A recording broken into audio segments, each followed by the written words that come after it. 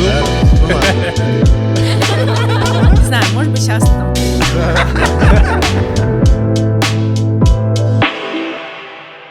Hi everyone. Today we're on Digital Almaty. The founder of Dealroom.com, Yoram, is here. Welcome. Hi, good to be here. Yeah. As it used to be asked in Silicon Valley, I want to ask, what brings you to Kazakhstan? The first question, yeah. Well, I was kindly invited by Astana Hub, who is a new partner of ours. We're building a global network of ecosystem partners, and I guess we'll get into that. Yeah. And we were very, very excited to have now a partner in Kazakhstan. It's the first one in Central Asia. Yep. And this seems like a good opportunity to kind of get to know the ecosystem. So can you briefly explain what is Dealroom? Because let's assume that we're starting from scratch. I mean, in terms of your presence in Kazakhstan. Yep. The way I always explain it is to start simple. We're a startup database. Mm-hmm. Dealroom is a global platform where you can find a lot of information about 3 million organizations. Most of them are like high growth, high potential, promising companies. And then we have also information about the people behind them, the investors, how much they raised, from whom, valuation, revenue data. We use predictive signals to see their growth potential. Similar companies, competitive landscapes. We do a lot of research also on sectors and ecosystems like Kazakhstan or the Bay Area or any place else in the world. And so that's us in a nutshell. And this data is used. Our customers are, as you would expect, venture capital investors, large tech companies like Google, Microsoft, AWS, consulting firms like McKinsey, BCG, Deloitte. And then the third customer segment for us are public institutions. So we work with a lot of public institutions around the world to help them measure and monitor and grow their tech ecosystem. Yep. Tell me briefly about yourself, how you came to do a startup, a bit of your background as well. Why did you start it? That's it. Yeah, for sure. So I'm born in Amsterdam. I went to university also in Amsterdam. I studied economics. I started with studying macroeconomics because I wanted to understand kind of how the world works. I still don't understand it, by the way. So I might come back to that. Yeah. But I got pulled away by corporate finance, which is like a different part of economics. So I found this very interesting. I got really into investing. I was reading Warren Buffett a lot, and he was really my idol. And then I started reading also about books about investment banking and Wall Street, and this sounded super exciting. One day I visited a friend in New York. He was studying there at the university, and I walked around Wall Street, and I was like totally blown away by all the limousines and the helicopters and the sound. The Wall Street? Yeah. I was completely like, okay, this is where I want to be. Yeah. And so, but I was already kind of quite far in my studies.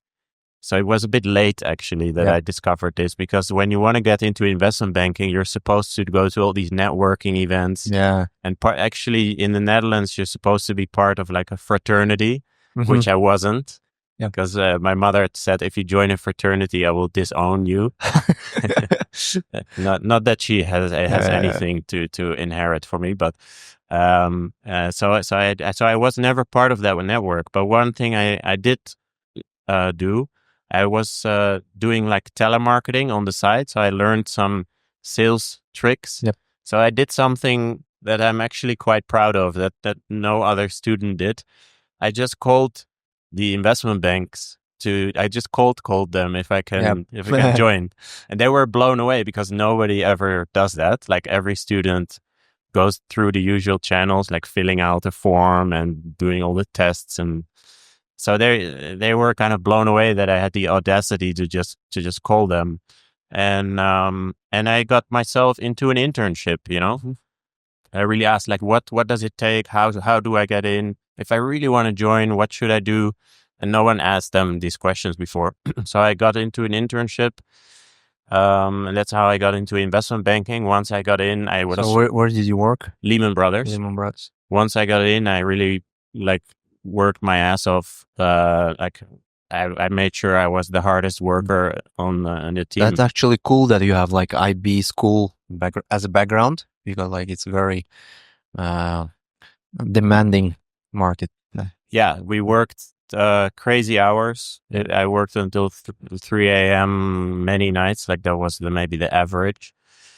But I enjoyed it. I thought it was exciting, and so that's how I started. Then in 2000, and if we fast forward, 2008, there was the global financial crisis. So Lehman Brothers was wiped out. It was one of the famous bankruptcies. Yeah. Still one of the biggest bankruptcies ever. I obviously, I left at that point and joined a colleague of mine who started his own small M&A boutique. Yeah. And we were advising there mostly startups. And so instead of advising large corporates, we advise startups on their exit, usually 50 million to 500 million exits. So life-changing events for the founder. And that's how I got into kind of more the startup scene and got to know a lot of VCs who are often on the cap table. And I really learned more what it takes also to be an entrepreneur. I was really attracted to it. But also we used a lot of databases as advisors. So we were using Crunchbase and Capital IQ and other databases. So what was the major idea to make the Dealroom much better from something else like Crunchbase, or what are the main strengths of the Dealroom? Yeah, so back so this is 10 years ago, and back then Crunchbase, their data, especially on when it comes to European startups, was really, really bad. Yeah. So it didn't take a lot to actually have a better product. And in the beginning, by the way, I was the early idea of Dealroom was slightly different. So I wanted to not just be a data provider like Crunchbase, but actually be a matchmaking platform. So a two-sided marketplace. I wanted to match startups and VCs. I was also inspired by angel lists at the time. So that was actually more the idea.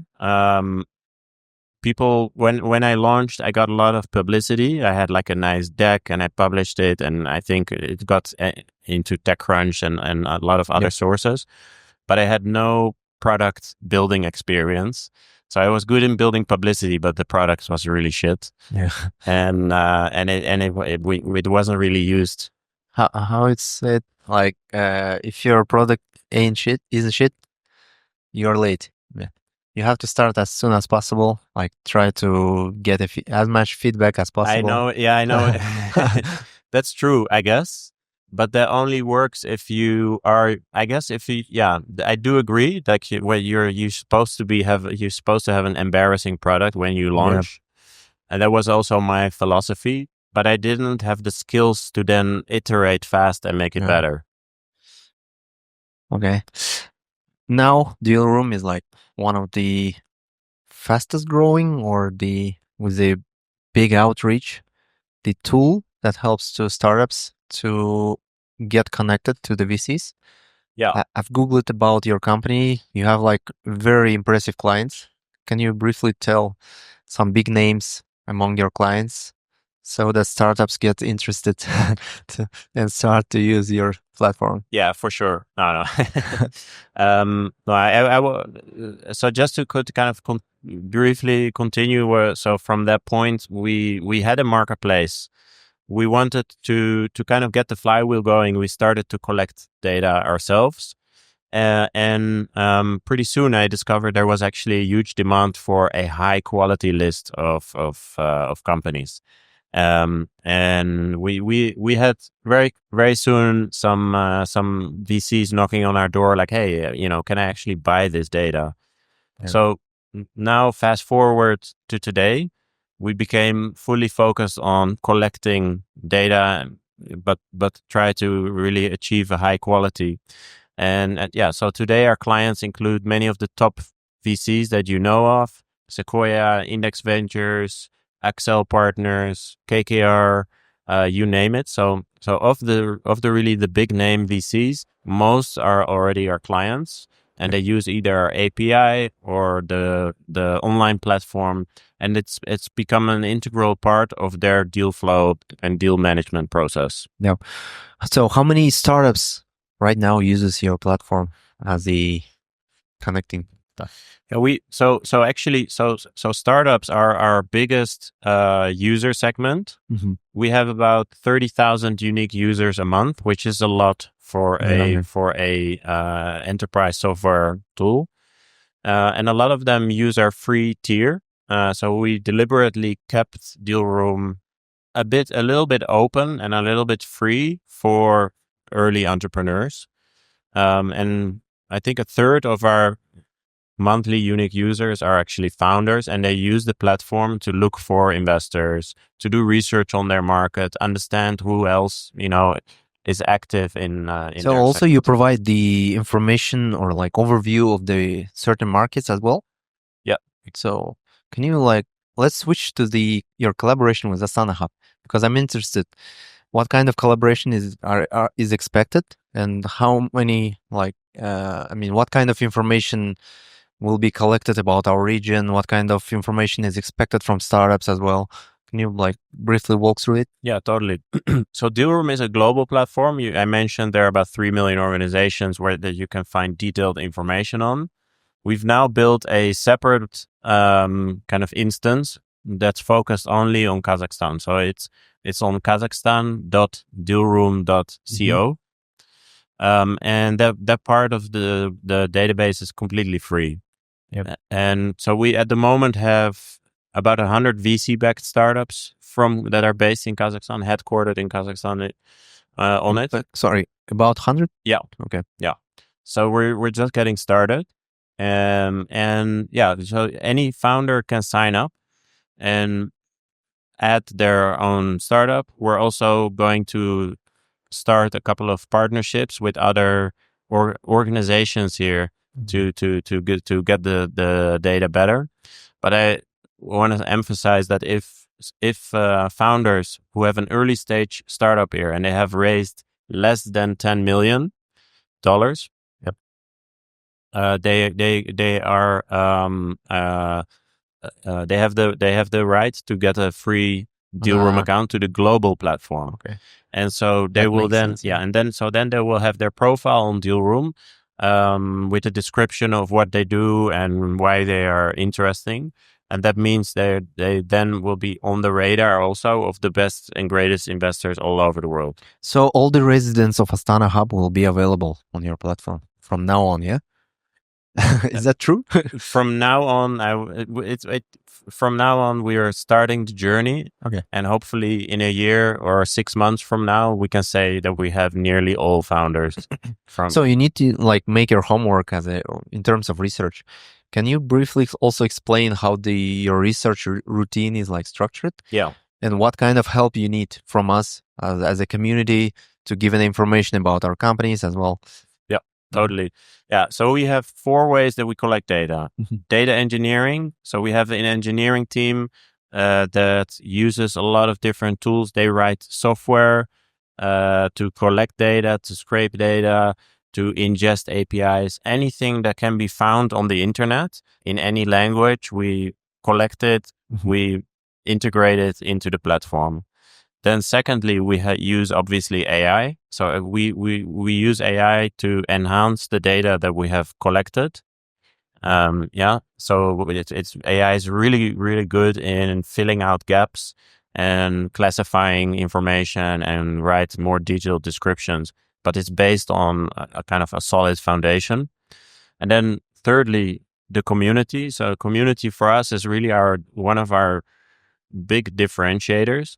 So because, for example, here we have this partnership with Kazakhstan where we have an open access part of our database, it really incentivizes founders to also sign up and maintain their profile. And that's almost a third of our data comes directly from users. Yeah. And then we also are one, so that's like kind of crowdsourcing, but we also want to get into data exchange partnerships with parties who are sitting on a lot of information. Okay, one more question to ask is like, do you scrap the information from social media of founders? Yes.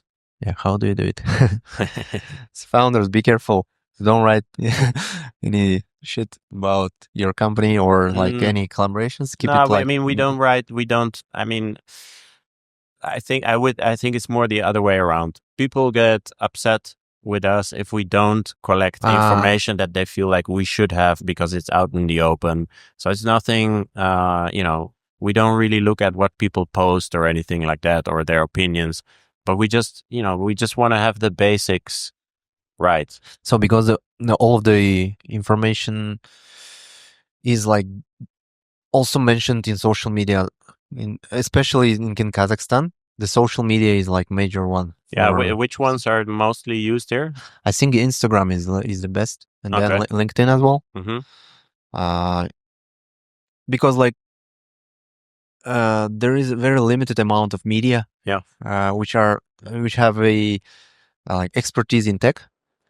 For example, I can name only a few which can like write correctly about your fundraise or like some strategy change, etc. That's why the institutions like Astana Hub or founders themselves are writing every stuff on the social media, primarily on Instagram. Yeah, because Instagram is very popular. Yeah, interesting. That's good to know. Also podcasts, because we have like few channels over here. One of them is mine. We have like also Arman as well, Astana Hub. We're trying to invite the founders and VCs as well. Yeah. I think this information is very one of the recent ones. Yeah. Totally. Yeah. We love podcasts and we use it as part of our data collection method. So you scrap the information from video, or? Well, so we just actually reach out to the podcast owner and ask if they're happy for us to show them on the profiles, and then we use the transcript to generate also a summary. Yeah. Cool. So 20 VC, for example, Harry Stebbings. Yeah. So so he was also one of them, and we noticed that podcast owners are actually really happy to see their podcast on the company profile, because that's where you get really in-depth info. By the way, I would be glad to share the insights from my podcast. We should. Yeah. Well, let's talk about it deal later. One more thing to ask about the collaboration with Astana Hub. Is it like only for Kazakh startups or over the region? For now, it's only Kazakhstan. Yep. But who knows? Let's see if we can expand to the region now. Because like region is relatively booming. Like the baseline is very low for us. I mean, we don't have any unicorns yet, but the number of startups are very like growing fast. Because every year I come to DIGITAL ALMATY and I'm seeing and mentioning new ones which are growing very fast. Yep. That's why I think the number of newcomers are like growing very fast. You're saying you don't have unicorns. I guess it depends how you count them, but I think InDrive should count. I mean, we don't have like homegrown unicorns, like which started from Kazakhstan, because InDrive is like relocated from Russia. But the founder is from He's based in Kazakhstan. He's a citizen of Kazakhstan as well.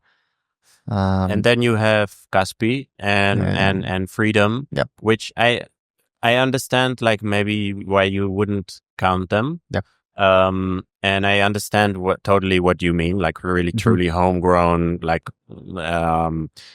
built from scratch to $1 billion plus. That will come. But I also think like why I'm bringing up those names is I think you should also embrace a little bit that you have a couple of really big companies here that are really tech forward. And what I've been saying yesterday also in a few interviews is that when you look at Europe, for example, a lot of times all the startup scene and the traditional industrial scene are completely like separated. And that's actually a big problem. Yeah, and in the Netherlands, for example, and most of Europe, all the banks are like totally like they are living in a different era. It seems from 50 years ago, and then you have startups that are doing banking. So, but I think it's kind of interesting that here you have kind of two banks that are very tech forward and also part of the tech scene in a way. Yeah, they're like actually the major catalysts for the innovations, because like one of them is like buying and spending a lot of money in investing to startups. Like for example, Freedom have invested I think he's the biggest name in VC. Exactly. So I think you should really embrace that model. This can really be a new model, you know. And European economies don't think like that. It's like you have these two separate worlds, and they hardly communicate with each other. Can you briefly explain how the match happens between the startup and the VCs? Yeah. And do you have like some sort of number or conversion rate that like the number of startups that could raise the money through your platform, or like with the help of your platform? Do you have like some numbers? So first of all, explain how it works. So like I said in the beginning that my initial kind of dream was to build a pure play market, like matchmaking platform. And the reason that this didn't quite work out is that the real VC startup matchmaking is still very much a people business. Yeah. And most VCs, they rarely blindly want to get matched with a startup. Usually they like some kind of introduction or someone that they trust really vouch for a startup. And also I guess it's very hard to encourage them to pay the success fee in terms of something happens. Well, but even separate from a success fee, I think if it was a really high quality introduction, maybe everyone would be willing to pay a success fee.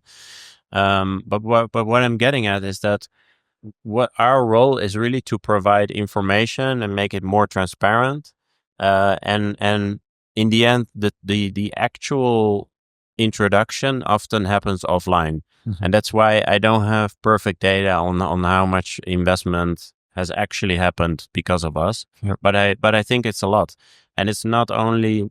But I think most of the connections between VCs and startups that happen on our platform are VCs themselves. They have built a thesis that they want to invest in something, and they discover those startups on our platform, and then they make the first move. They reach out, and I think that startups who go to our platform, create a profile, and use it to, let's say, advertise themselves to VCs, that is a smaller portion of it. Yeah. You should still do it. It doesn't work. It works. It can work. It works sometimes, but yeah, usually it's the investor that has to really want to invest. And the buy side, and because people yesterday also asked me like for advice on that, but like what kind of advice was asked? How to raise money from a VC, that was kind of the question. That was the kind of the question, and the answer is always just that you have to build a good product. Yeah. The answer might take like few hours. It was like very broad question, how to raise the money. Well, no, I don't think the answer has to take long. I think the answer is build a good product. Yep. And then VCs will, and when you manage to do that, then VCs will be all over you, basically. And what is a good product? A good product is something where you have people who are actually using it. It doesn't have to be many users, but if you just have a few users who really love your product, then that's a really good start. But if you only have an idea, or you have a product that isn't really getting momentum, it's virtually impossible to raise. And then I think a lot of startup founders then are like, oh, it's so difficult to raise. Why doesn't anybody want to invest? But yeah, you have to focus on your users. Yeah. So it starts there. And when you can get traction with your users, raising money will be still work, but you'll notice immediately that you get interest. So you're saying that the raising money should be like lagging indicator Yes. rather than leading indicator. Exactly. So build a product, the money comes in. Yeah.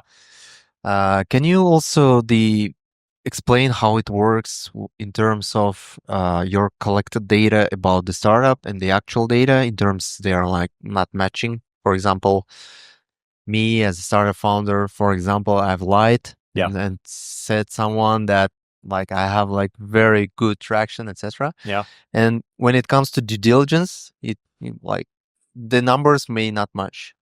I mean, how do you work out these moments? Well, so we're for the buy side, we are a discovery platform, and we just save our clients a lot of time and make sure that they don't miss deals. Like a VC's nightmare is to miss a deal, especially if it's, for example, in their own home yard. Yeah. Let's say the main Kazakh investor misses a deal in the region because it wasn't on their radar for some reason. That would be a nightmare. So we avoid those kind of situations. But if you discover a startup on our platform and the information turns out to be not 100% accurate, that's good. That's kind of just the nature of private company data. You always, in the end, have to do your own due diligence. And I believe there's not too much noise, but there is always some noise, and it's never perfect. Before coming to Kazakhstan, I'm sure you did your homework about our region, etc. A few things to mention about our region, which is like globally accessible in terms of news, etc. What kind of things did you notice about our ecosystem before coming? What I noticed about the ecosystem, well, I think first I did some homework around just the economy more generally. And I think the reason why you want to build out a tech ecosystem is to diversify the economy. I noticed that what I said earlier, that you have some big tech companies that you didn't think of as startups, but I actually think they're maybe they are a clue as to what the future ecosystem might look like. And I noticed maybe Kazakhstan, you don't like to be compared with China, but I still think it's really interesting to contrast, let's say, the US startup model versus China. And if there's maybe this shows that there are actually a lot of different ways that you can build a startup ecosystem. And I think given that Kazakhstan is also it's literally geographically in the middle, next door, next door, but also kind of in between the East and the West. I think you position yourself also as a connector economy, and it could be that the model to go after how to build the ecosystem is also something actually in between those two models. Can you name some points or things that are like that were different than you expected about the Kazakhstan? I think one thing I learned is that you're a little bit further than I thought in terms of having built some of these bigger tech companies. I also noticed that you're very much looking at how to expand to markets beyond Kazakhstan, I guess, because you have 20 million. 20 million, yeah, very limited. Yeah, and in the Netherlands, it's 17 million. So I guess it's kind of similar. And that's basically not big enough. You can build a nice company within the market, but you have to look abroad. For example, Kaspi is like only operating in Kazakhstan for now, and they like worth 20 billion. Yeah, it's crazy. Yeah. So you can build a big company here, but that's only, in fintech, it's always the case. If you do in most markets, you'll have to expand abroad. But anyway, what I noticed and didn't fully expect was to see a couple of big tech companies here already. I didn't know that until like a few months ago. Okay. Anything else? No, you can be straight away. I mean, you can maybe something that was upsetting you. Something that was upsetting me. No, not really. No, but it's also early in the journeys. Like I just arrived.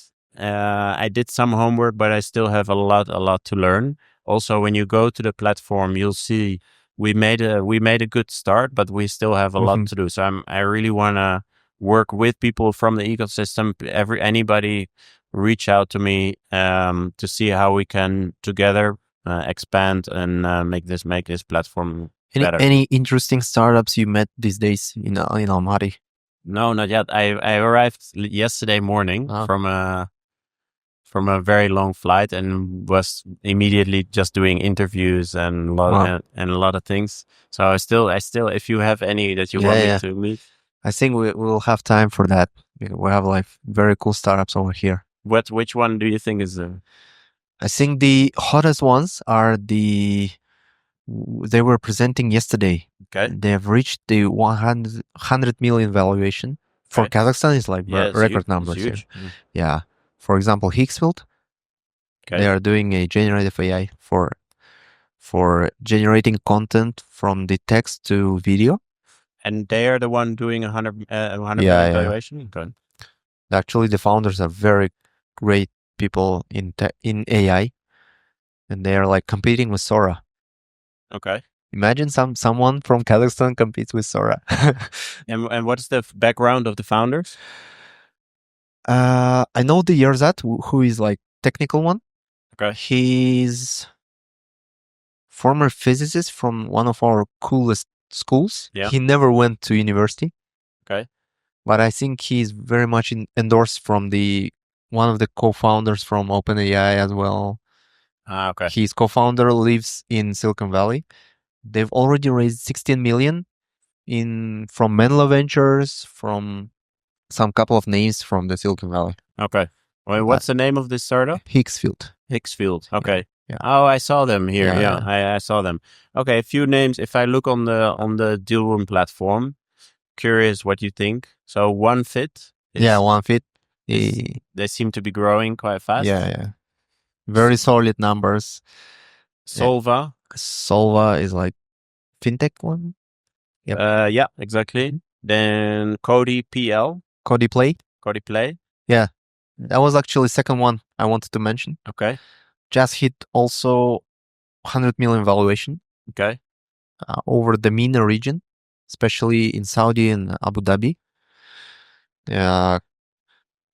And the most important thing about these startups, they've started only a few years ago. Yeah. They're growing very fast. So I'm just here like looking at and based on the Dealroom signal, Also have Cerebra. Exactly. Yeah. AI-driven stroke diagnosis. They are part of the Stanford programs right now. Okay. They're living in Palo Alto right now. Okay. They're actually the first one from Kazakhstan that went to StartX program, which is part of Stanford. Yeah. And then after this kind of milestones that startups start to appear in over the Silicon Valley, a lot of startups started to approach over there. Mm-hmm. I mean, he went there and like put our flag there, first one. And then I think the number of startups that are expanding from Kazakhstan to the global markets are like growing very fast. Okay. And also we have like a couple of founders over the London. I think they're not like Kazakh startups, but the founders are the Kazakhs. Yeah. I think we also have a few names that are valued more than 100 million. Okay. For example, DNA Payments, Rima First, and I forgot the name, Sälem, I guess. So what we can do also on the platform is add kind of the diaspora startups, and we should totally do that. So what is the most challenging part during your business development? I mean, is it like harder to encourage startups to? I mean, how in terms of the money spending or customer acquisition costs, which one is like harder to attract, the VCs or the startups? I don't know. I think they are both. They should grow at the same time, but what is the most challenging one? I think maybe the most, I would say the more challenging thing is to get startups to submit their information, because they're always busy, and we don't charge startups, so that should make it easy. But we also don't maybe invest as much in advertising to startups, therefore, because it's a free model. So we also can't really invest in it. Free ones are not appreciated. Yeah, exactly. We should almost maybe charge to make, and on the VC side, we don't do any advertising. It's all organic. Yep. All our business is inbound or referral based. And the people find us through the research that we publish. So we publish a ton of content, and we always try to be of service to the ecosystem, providing insights that are valuable to anybody. And it's often used also by startups and VCs who are themselves raising money. VCs also have to raise money, and they like to really draw on our research to tell exciting stories. Let's start to give us some advices for our startups. I think I had a question like, what is the most effective way to use your platform if I'm a Kazakh founder from Kazakhstan and just exploring the Dealroom? Couple of things. I would start by just signing up and claiming your profile and claim a free global license. It will make you a lot smarter by, you'll get a newsletter from us with interesting research. And it goes, I think you'll learn a lot of things that you don't read or learn by being on Instagram or LinkedIn. I'm also on social media, but most of it on there is noise. And the real deal I think you find on our platform, the actual data. It's all signal and not a lot of noise. I would say what you can then do, a piece of advice. I hate giving advice because I always think I'm not any smarter than you, but this is one thing I think is a good advice. If you're getting started as a startup, like having a bit of a personal brand can help. And you'll find a lot of insights on our platform that you can use to then produce interesting content that you can share on social media. And if you want our help, you can always reach us on the chat. If you're on the platform, you can chat with us. And if you have an idea about publishing a story with some data behind it, we can also help you if you want. And usually when people share data-driven stories with our help, it gets a lot of traction. Cool advices. Yeah. Thank you for your advices. Anything else you want to mention about or should be asked from me about the Dealroom? Maybe I forgot something interesting about. Well, maybe we can go a little bit through what else you can do on the platform. Well, let's go for it. Yeah. Let me ask, what else can we do? What else can we do in your platform? Yeah. So when you log in, on the left-hand side, you'll see a menu, and you have companies, investors, and a lot of other tables. You can find statistics about the Kazakh ecosystem. You can explore data by sector. There's like a heat map where you can see exactly what year and in which sector how much money was invested. And you can click on those numbers, and it will show you all the underlying rounds. So you can, we try to make it easy to explore the ecosystem just by clicking around. But we also have a query bar so at the very top, you'll see a lookup field as you are used to, and you can look up specific names of companies that you already know. But then when you go to the companies table, just above the table, there is a big bar, and you can just type in, for example, fintech Series A. then you see Series A fintech companies, or you type in bootstrapped companies from Almaty, and then you can sort them by signal, and you can see all the companies there. Does it have like a feature which compares the peer companies from like different markets? Yeah, kind of. So when you then go to a specific company, you'll see a button similar companies, and it shows actually an endless list of companies by similarity, and the top 10 or top 5 are going to be pretty similar. Yeah. And also, do you have like any information or connecting information about the clients of the startups, for example, just like in Bloomberg, when you're like doing some research, there is an information about the suppliers of the company, the investors of the company, and the clients of the company. No, the short answer, we don't do that. But what we do have is technology stack. So for the startup, we can see which technologies they are using, which is also, by the way, really useful for when you're job hunting. So we also collect job openings. By the way, I want to ask you if there is already a job posting platform here for startups. I think in terms of tech, we don't have like unified platform. We have a few places where people actually seek for jobs. Mostly social media. Okay. In very informal way. All right. But in case you will unify the vacancies from the tech startups as well. I think it will be very useful. Hello.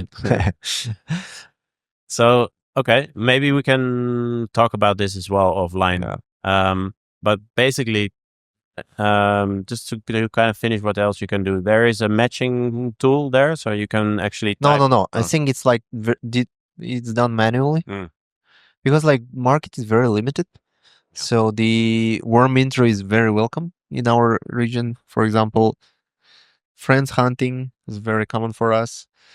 Also, we have like LinkedIn, and for example, right now I'm hiring the AI engineer for the platform. Okay. For example, I'm planning to write a post on LinkedIn first of all, and then like also make it on the Instagram.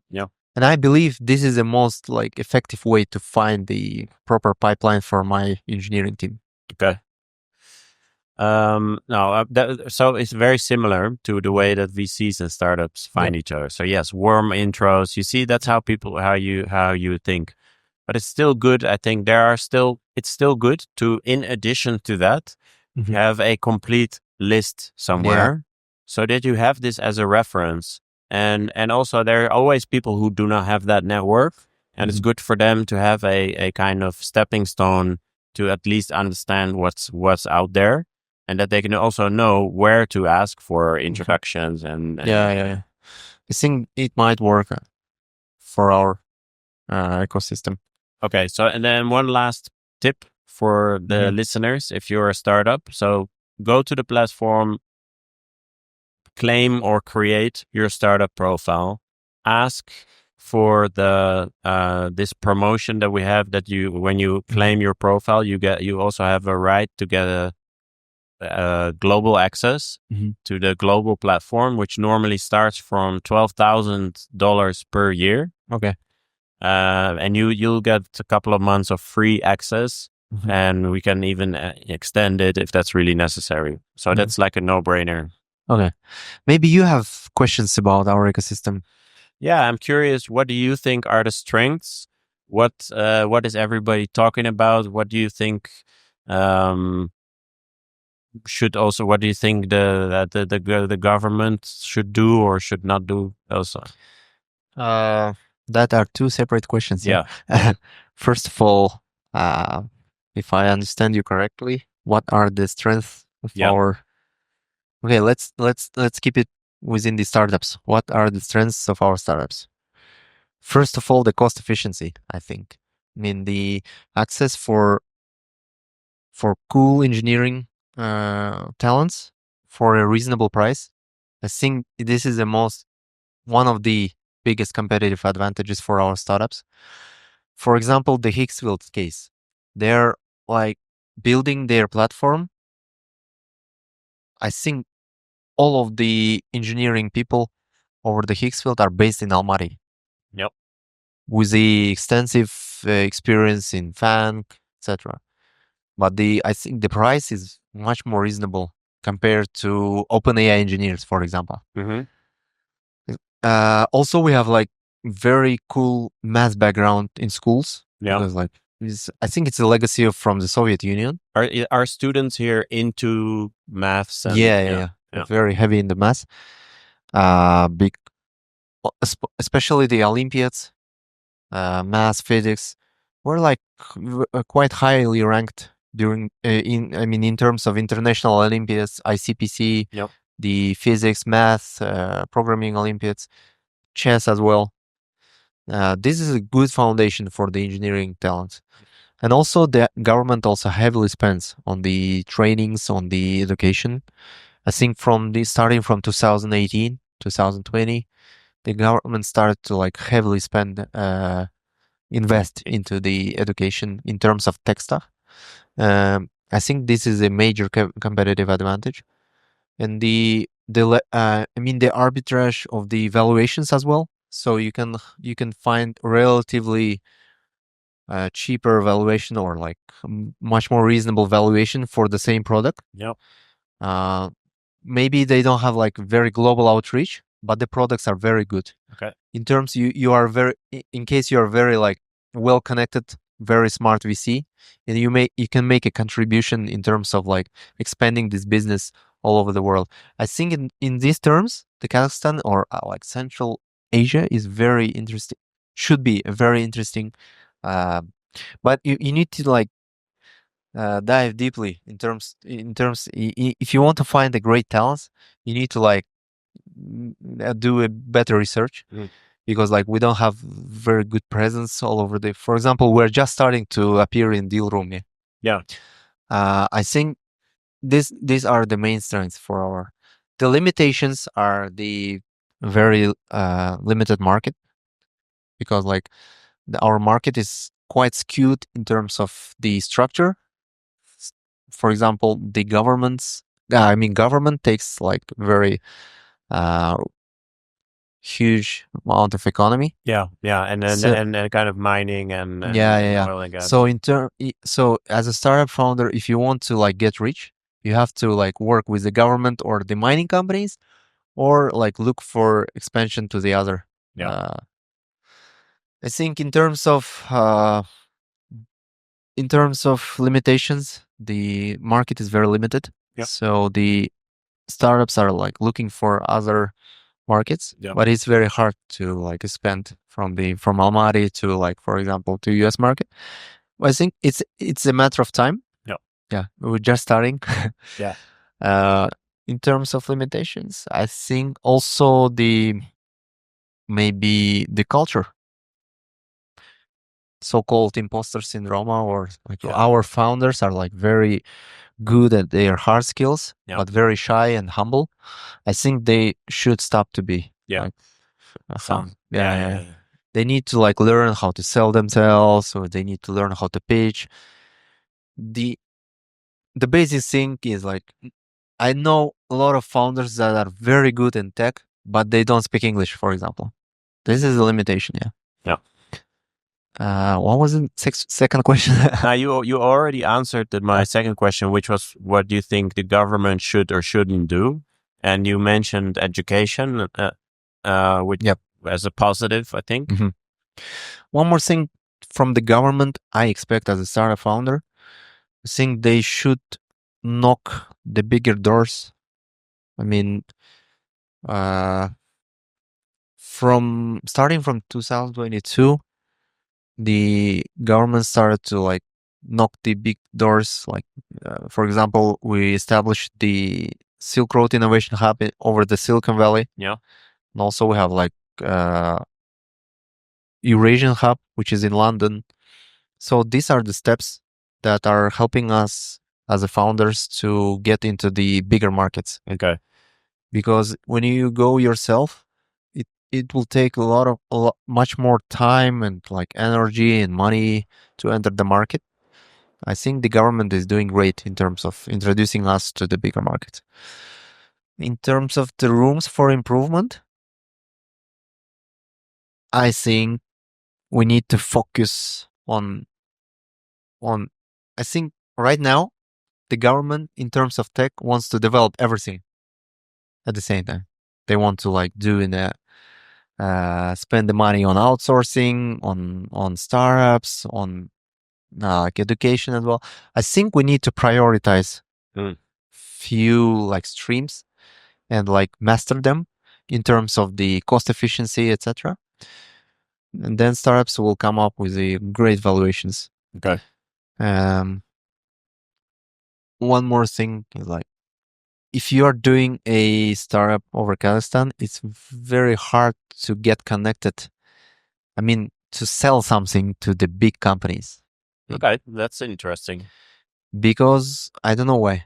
I know why, but I'm not like sure. But the startups over Kazakhstan don't have like very clear access. I mean, the clear way to get the access to big companies like mining companies or government, etc. I'm not saying it's shady or something, but I think the processes are very like mismatched. Yeah. Because like government or government companies are very much lagging in terms of requirements or for example, cool startups over Kazakhstan are doing AI, but some companies like in mining, they're still just automizing their process. There is a very big mismatch. Yeah. I think this is a room for improvement. For sure. That sounds familiar. I think that's a big theme around the world. And in the US, you notice that in the US, corporate, like the big industry is the most tech forward. And that's a big advantage also. That's why you see productivity is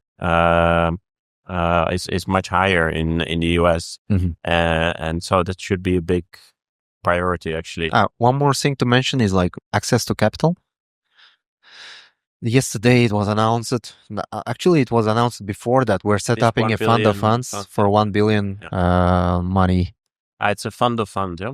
Yeah, fund of funds. So the strategy is to give the money for the funds that have a track record to investing